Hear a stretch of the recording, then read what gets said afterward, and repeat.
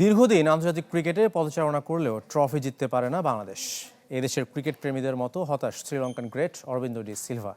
বিশ্বকাপ জয়ী ক্রিকেটারের মতো নজর দিতে হবে বয়সভিত্তিক ক্রিকেটে। শ্রীলঙ্কা থেকে আশিক রুদ্র রিপোর্ট। ঢালাইয়ের সেরা প্রিমিয়ার সিমেন্ট। শ্রীলঙ্কার ক্রিকেট কিংবদন্তি 96 বিশ্বকাপ জয়ের নায়ক গাদ্দাফি স্টেডিয়ামে অরবিন্দ ডি সিলভার মহাকাব্যিক অপরাজিত সেঞ্চুরিতে ফাইনালে অস্ট্রেলিয়াকে হারিয়ে প্রথমবার বিশ্বজয় করেছিল দ্বীপদেশটি। জীবনের শেষ টেস্ট ম্যাচ খেলেছিলেন বাংলাদেশের বিপক্ষে। ডাবল সেঞ্চুরি করে বিদায়টা রঙিন অরবিন্দ ডি সিলভার। অনেক আগের কথা, শেষ ম্যাচ ছিল বলে আমার এখনো মনে আছে। 2 যুগ পেরিয়েছে, বাংলাদেশের ক্রিকেটকে ভুলে যাননি অরবিন্দ। এতদিনেও টাইগাররা কোনো ট্রফি জিততে না পারায় হতাশ লঙ্কান গ্রেট। জোর দিতে বললেন জুনিয়র ক্রিকেটে। তারা অনেকদিন ধরে ট্রফি জেতার চেষ্টা করছে।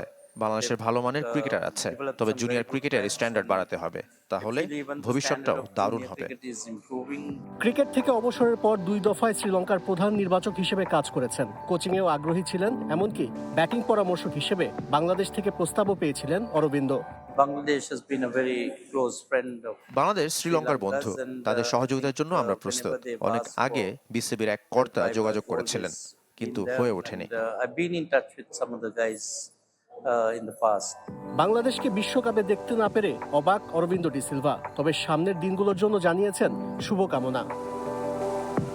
আশিক রুদ্র, চ্যানেল 24, কলম্বো, শ্রীলঙ্কা।